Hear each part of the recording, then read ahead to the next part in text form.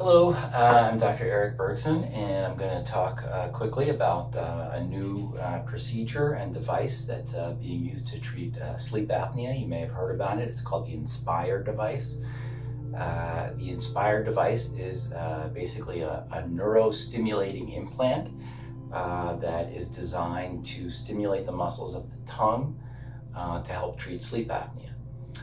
Basically, I'll just quickly describe what it is and how it works, and talk to you a little bit about what the procedure is and what's involved.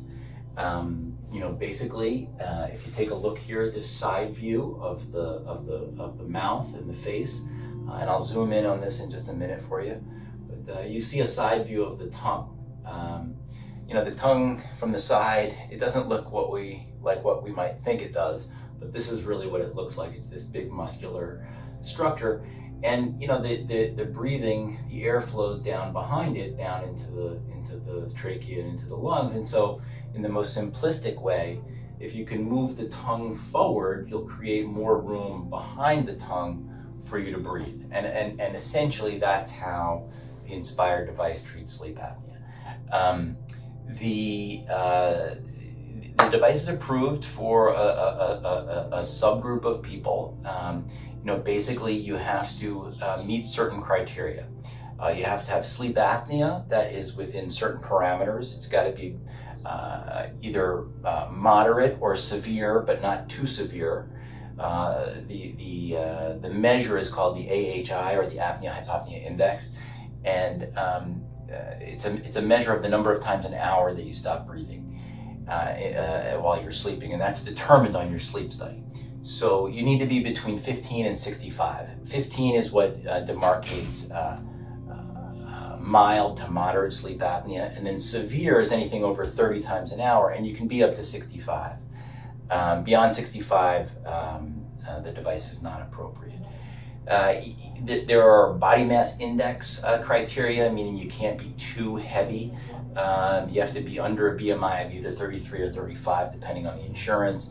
And again, this is just because it's felt that the device is not going to work well if you're beyond these parameters.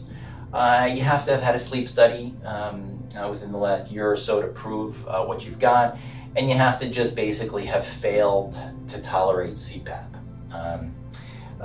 If you meet those criteria, we do what's called a diagnostic sleep endoscopy, which is basically where you are put under a very brief anesthetic in the operating room, and we just take a look with a little scope into the back of the throat. And we basically want to see that the collapse that's occurring is occurring in a manner involving the tongue and the throat in such a way that the device will help.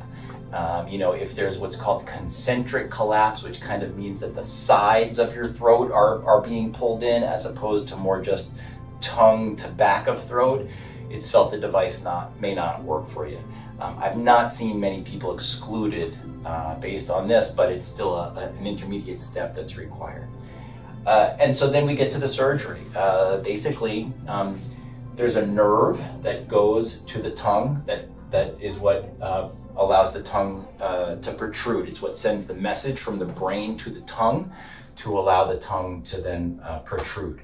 That nerve is called the hypoglossal nerve, and it's in the neck under the jaw. So what happens is we make an incision under the jaw. It's a 5-centimeter incision underneath the jawline. We identify that nerve, isolate it, and we wrap a little electrical cuff around it. I have a picture that I'll show you in just a second of the nerve with the electrical cuff around it. There's a wire, of course, coming from that electrical cuff that gets tunneled under the skin down into the chest. We then make an incision on the chest, essentially between the second and third rib. We move the big pectoralis muscle out of the way, and then there's what's called a respiratory sensor, which is put in between the muscles between the second and third rib, which detects inhalation. And so there's, of course, a wire from that, which is then brought to be connected to the stimulator device itself, which looks basically like a pacemaker. So you have the wire from the nerve, the wire from the respiratory sensor, both plugged into this stimulator device, and that's implanted in a pocket under the skin, just like a pacemaker would be. And so basically what happens is as you go to inhale, the sensor detects the inhalation effort and sends a stimulus to the nerve, which causes the tongue to protrude. Therefore, when you're inhaling, the tongue is pushed forward. You have more room then to breathe behind the tongue. And that's how it's done. The procedure is done in the operating room under general anesthesia. It's about an hour and a half to 2 hour procedure, sometimes a little less, sometimes a little more. It's an outpatient procedure, meaning you go home the same day. You have kind of a bandage over the 2 incisions that stay on for 2 days. There's some soreness, there's some recovery. It's not terrible, but there's some recovery to it. There's usually about a 4 to 6 week period after the surgery until the device is turned on. And the turning on then is followed by some degree of titration of the electrical stimulation levels. They get the muscles used to the stimulation and whatnot and bring up the voltage to a point where the protrusion and the tensing of the oral musculatures and the protrusion of the tongue is treating the sleep apnea. And that's the process. People have been very happy. And if you're interested in talking about it further, I'm happy to have you come in. And we've been doing this procedure since the beginning of, I've been doing this procedure since the beginning of 2022. I'm actually the second person in Suffolk County to be doing it. The first one in Suffolk County was a colleague of mine who started the year prior. Patients have been coming in and they've been happy with the results. So if you're interested, I'm happy to talk to you about it.